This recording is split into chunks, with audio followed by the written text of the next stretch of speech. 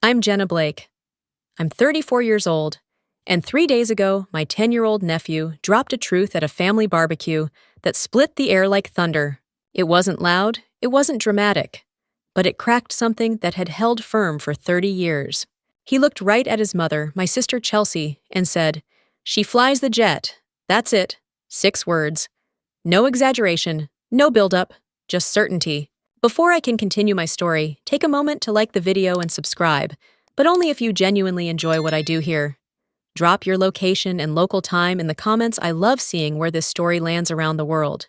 Now dim the lights, maybe turn on a fan for that soft background hum, and let's ease into tonight's journey together. My family has always been one of those outwardly polished units. We're Midwestern, suburban, polite. The Blakes are what you'd call put together. Matching outfits at Christmas, brag boards full of Chelsea's awards, a living room staged like a Pottery Barn catalog. On the surface, we're fine, better than fine. The kind of family that throws themed birthday parties for dogs. But under the holiday cards and backyard rosé was a truth no one wanted to name. I didn't exist in the same way Chelsea did. I wasn't ever cruelly excluded, not in the way you'd expect. I was just overlooked, gently erased, like furniture that blends into the wall. That day, in Chelsea's backyard, the grill hissed with buttered corn, and the wine glasses clinked, and I sat quietly by the sliding glass door, nursing a glass of water, because I'd have to fly out the next morning. Chelsea was mid-story something about how I cried in 3rd grade when I spilled orange juice on my teacher. I didn't even remember it, but apparently I'd turned purple with embarrassment, and the class had howled. Everyone laughed. My mother practically wheezed. My dad smirked and muttered, "That's our Jenna." I didn't respond. I hadn't responded to stories like that in years. They liked those versions of me, small, dramatic, harmless. They kept me in amber, this frozen child who cried over juice and got lost in grocery stores. Then Ethan spoke. He was sitting on the patio bricks, with a popsicle legs outstretched, listening, but not really laughing. And in the lull between Chelsea's punchline and someone else's wine refill, he said, "She flies the jet." Not loud, not nervous, just matter of fact. Silence followed. Not awkward, not even hostile. Just still. Chelsea blinked like she'd been unplugged. My mom stopped mid-sip. My dad turned his head like someone had spoken in French. No one looked at me. I didn't say a word. That silence was the sound of 30 years of assumptions falling apart. That's what I remember most. Not the tension, not the confusion, but the weight of air finally changing. It should have felt good. It didn't. Because the truth, I hadn't needed their recognition in a long time. But it felt like someone had cracked open a room I'd been locked out of for decades, and the one holding the key was a child. And I wasn't sure whether I wanted to walk in or just close the door for good. Chelsea Blake Donovan was born with a spotlight already pointed at her. Blonde from birth, baby blue eyes, and a scream that could silence a room. Even the nurses called her a natural performer. That should have been my first clue. We're 2 years apart, but you'd never know it. Chelsea grew like ivy, fast, loud, bright, and I stayed in the shade. At school, if I won a spelling bee, she was choreographing a dance routine for the talent show. If I learned piano, she was belting a song in the school musical barefoot and glowing as if she'd invented applause. I was the bookworm, the one who colored inside the lines, the one who knew better than to compete. My parents framed it like balance. "Chelsea's our firecracker," Dad would say. "You're more grounded," Jenna, Mom would add. I remember hearing that word and not knowing why it stung. Grounded. It sounded like wisdom, like safety, but it felt like being held down. They didn't mean to favor her. That's the part that still catches me. They thought they were being fair. But Chelsea filled every room with her noise, and I became easier to forget. When Chelsea wanted a new dress, she got it. When I wanted to go to aviation camp in 7th grade, I was told, "That's expensive, honey. Besides, don't you get carsick?" And maybe I did.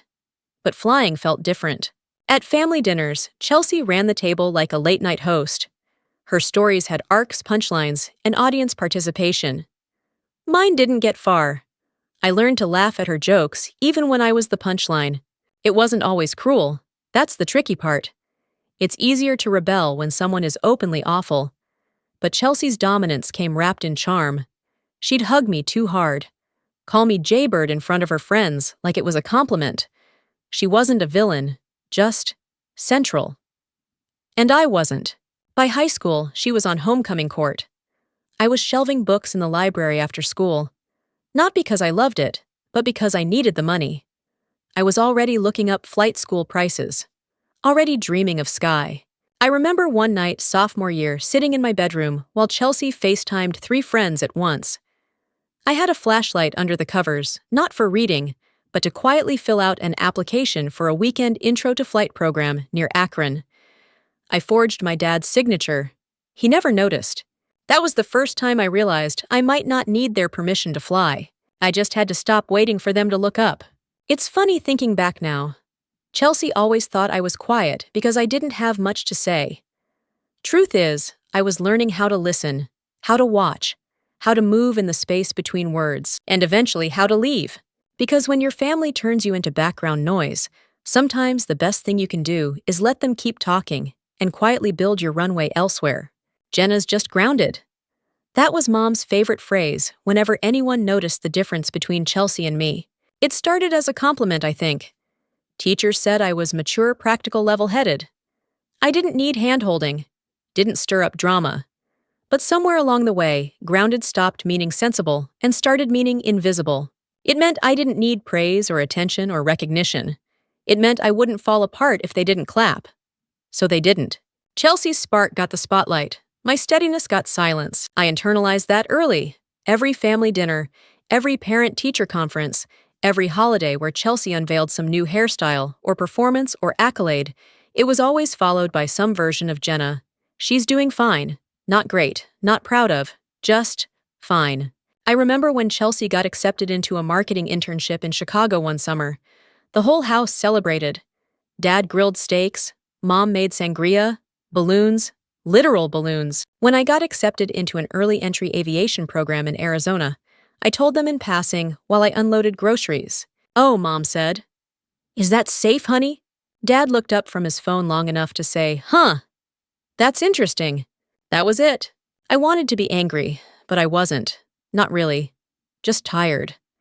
Like someone who'd stopped expecting doors to open and had quietly started building tunnels instead. Flying was never about revenge. It was about freedom, about motion, about lifting off without asking anyone for a push. But still, those early months in Arizona were hard. I was 19, broke and alone. My apartment was a converted garage with no insulation and ants that survived every spray I bought. I worked nights hauling bags at the local airport and cleaned hangars before class, just to get extra simulator time. I'd show up to training with grease under my nails and pretend I'd just come from maintenance rounds. The other students thought I was eccentric. I didn't care. Every hour in the air was worth it. I flew my first solo in a Cessna 172 with faded blue stripes and a throttle that stuck slightly on climb-out. My instructor signed off that morning and said, "You'll know more about yourself in 30 minutes than most people learn in a year." He wasn't wrong. The second those wheels left the ground, something in me clicked, like I'd stepped into a version of myself I'd only imagined. There was no audience, no applause, just sky, and a voice in my headset saying, "You got this." Grounded, not anymore. I didn't tell my family right away. I wanted to keep that moment mine. For once, something they couldn't reduce to a funny story or a weird phase. I thought maybe one day I'd share it. When they asked. If they ever asked. They didn't. And the longer they stayed silent, the more I realized I didn't need them to hear it. I just needed to keep flying. It's strange how long you can go doing something extraordinary, while the people closest to you still picture you as ordinary. By 24, I had logged flight hours over 5 states. By 26, I earned my commercial license. And by 30, I was flying Gulfstream G600s for a private charter firm out of Teterboro. My passengers included C-suite executives, Olympic athletes, and once a pop star who slept through the whole flight clutching a $10,000 handbag like a teddy bear. And back home, my parents still thought I worked at the airport. Once during a Christmas brunch, Chelsea asked loud enough for everyone to hear, "So what is it you actually do, Jenna? Like scan tickets or manage the luggage carousel?" I could have answered. Could have told her about training in weather conditions that grounded most pilots. About the time I rerouted mid-air to avoid a storm system no one saw coming. about learning to recognize the tilt of a wing before a system alert even blinked on. Instead, I just smiled and said, "Something like that." She moved on before I could clarify. Not that I would have. Explaining would have meant opening a door they never even knocked on. It became a habit letting them assume. When I mentioned once that I was flying out of Nice the following week, Dad looked up from his crossword and asked, "Is that in Nevada?" "Sure, Dad," I replied. "Nevada." I wasn't being cruel. I was protecting something. Because the truth is, when people underestimate you long enough, they stop looking up. And when you rise quietly, without needing their cheers, it disorients them more than any spotlight ever could. My pilot uniform stayed in a garment bag. My logbooks were neatly stacked in a fireproof case. I didn't frame my certifications, didn't post photos. No LinkedIn updates, no Instagram cockpit selfies. Invisibility became a boundary. And oddly, a kind of power. People think flying is about speed, but it's really about control, precision, reading wind shear and weight ratios, knowing when to push and when to ease off. That's the part I loved most, how everything in the air had rules, logic, consequence. Not like home where silence meant safety, and being seen meant being mocked. The only person who ever really saw me during those years was Ethan, my nephew, Chelsea's son. One Thanksgiving, when Chelsea and her husband went on a cruise and couldn't bring him, I offered to take him. Just me and him for the weekend. He was 7 then, all knees and questions. I brought him to the hangar early one morning. Let him climb into the co-pilot seat of a jet I wasn't scheduled to fly. Let him wear my spare headset. Showed him the autopilot controls and explained the HUD like he was a cadet. His eyes lit up like runway strobes. "You fly this," he whispered. "Every week," I said. He never forgot. That memory stayed tucked in his little heart, even if no one else in the family ever asked about it. And on the day of the barbecue, when he finally spoke up, "She flies the jet," it wasn't a performance. It was just a truth he thought everyone already knew. People always talk about success, like it comes with fanfare, ribbon cuttings, champagne toasts, first-class praise. Mine came in 5 a.m., alarms, backaches from dragging flight bags through icy tarmacs, and nights sleeping in mid-range hotels where the thermostat never quite worked. And I wouldn't trade any of it, because I built it in silence. Every license, every flight hour, every quiet milestone that belonged to no one else but me. When I first started flying for Atlas Skylux, the charter firm out of Teterboro, I wasn't assigned flashy jobs. I got the short hops DC to Boston, Philadelphia to Toronto, but I never complained. Because while Chelsea was posting boomerangs of champagne glasses and captioning them, "Nosh boss babe," I was reading aircraft incident reports in hotel lobbies and mastering the intricacies of fuel burn calculations. In the air, I found something no family photo ever gave me: respect. Maybe not the kind with applause, but the kind that came with trust. CEOs handed me their lives without ever asking my GPA. Security teams stood aside when I walked onto the tarmac with a headset around my neck. And the first time a client shook my hand and said, "Captain Blake," I felt something shift. Not pride, permission. Permission to belong in a world where no one rolled their eyes when I spoke. Where no one told stories that ended with me crying in a grocery store aisle. Where no one looked past me for someone shinier. I stopped waiting for my parents to ask what I did. I stopped hoping Chelsea would notice that I was more than reliable little Jenna. Instead, I kept flying. I flew over storms that turned lesser pilots back. I diverted mid-air for a medical emergency, coordinated with ground control in 2 languages, and landed with a calm voice and a clean record. My passengers never knew how close they were to something terrible. That's part of the job, absorbing chaos without ever letting it show. And still, when I came home for the holidays, I was handed the dinner rolls and asked if I could fix the Wi-Fi. It was easier to let them think I was just the one who worked at the airport. It made things simpler, kept the peace. Until Ethan asked again. It was a quiet Sunday after the hangar visit. We were coloring spaceships in a notebook, and he looked up and said, "Why don't you tell Grandma and Grandpa what you do?" I didn't know how to answer. Because how do you explain to a child that some people like you better when you stay small? That telling the truth isn't always safe. That power when misread becomes threat. So I said, "Sometimes it's better to just do your best and let the sky keep the secret." He nodded like he understood. And maybe he did, because 3 years later, standing in his mother's backyard popsicle dripping down his fingers. He reminded the whole family of what I'd spent a decade becoming. She flies the jet. And nothing, not Chelsea's stare, not the silence that followed, not even my own hesitation, could put that truth back in the bottle. It came in like most things from Chelsea, early enthusiastic and preloaded with control.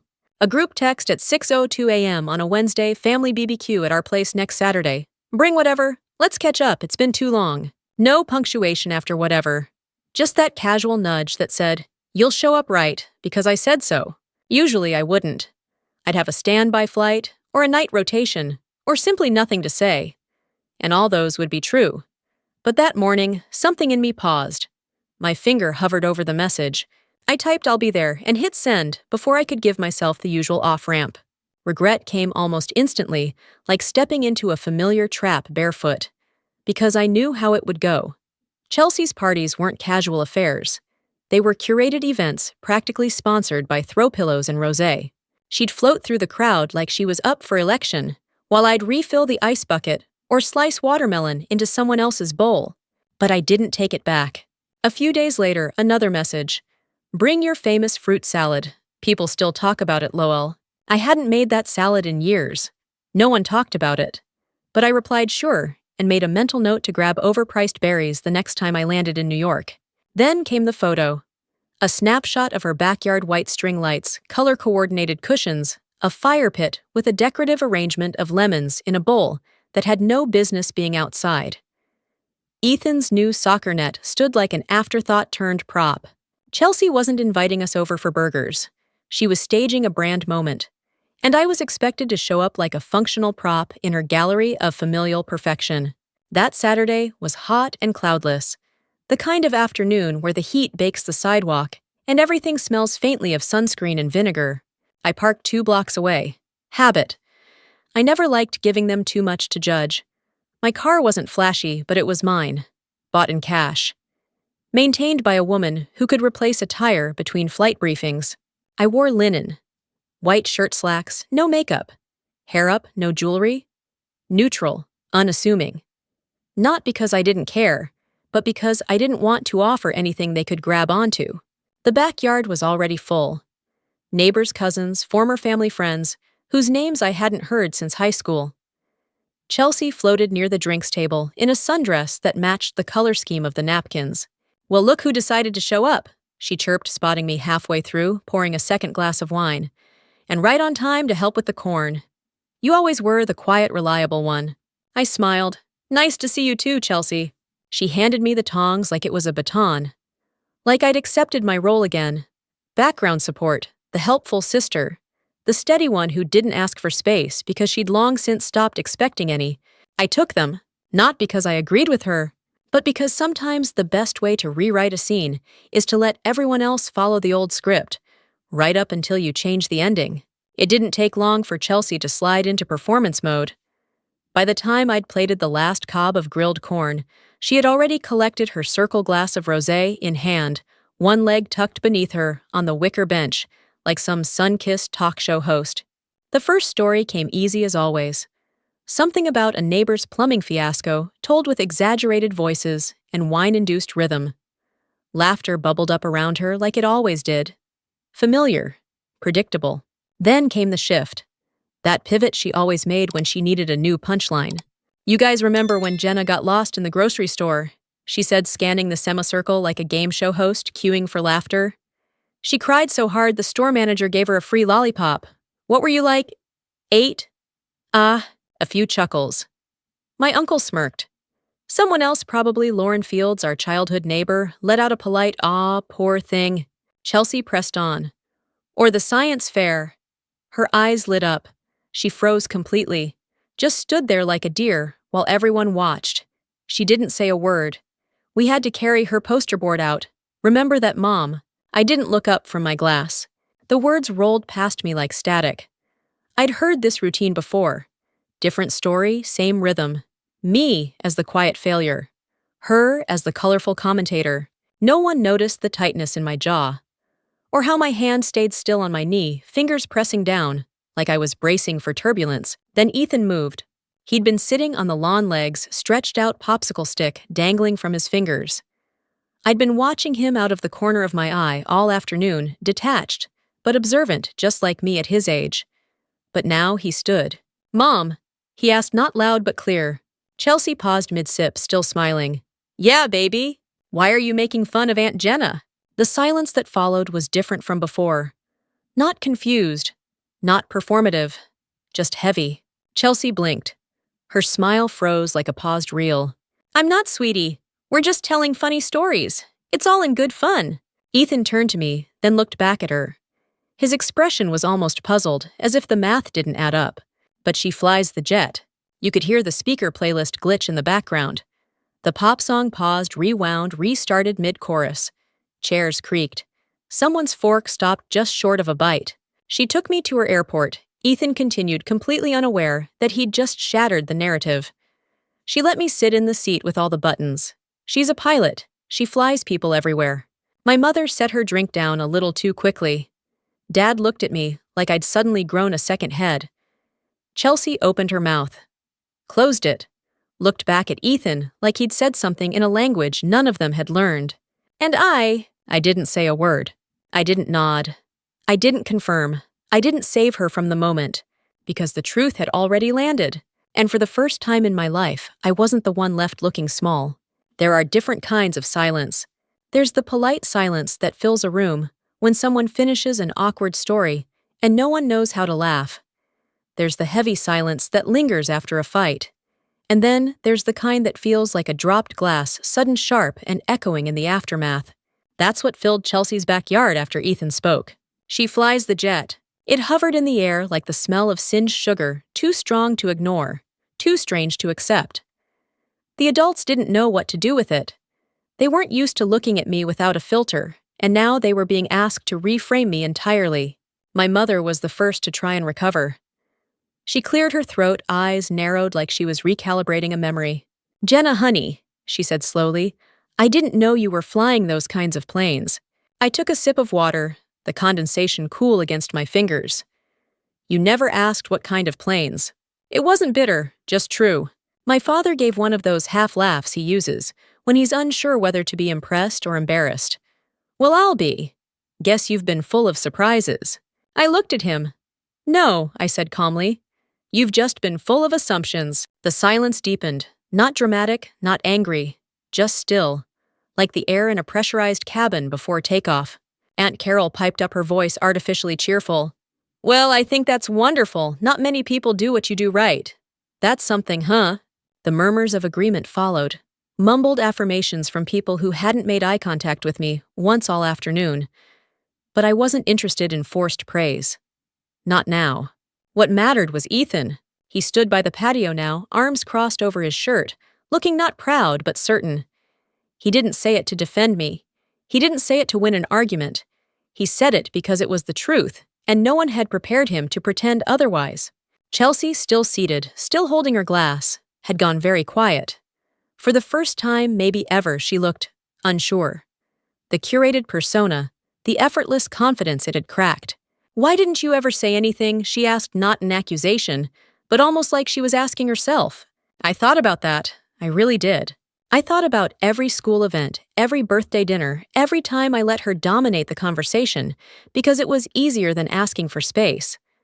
I thought about my flight log, about the clients who'd trusted me to land their lives safely without ever questioning if I belonged there. And then I answered her gently, "Because you never made space to listen." The words weren't meant to wound, just to name the truth she'd spent years performing around. No one argued, no one joked. There was nothing left to spin. And somewhere in the distance, a lawn sprinkler sputtered to life, sprinkling the grass behind the fence.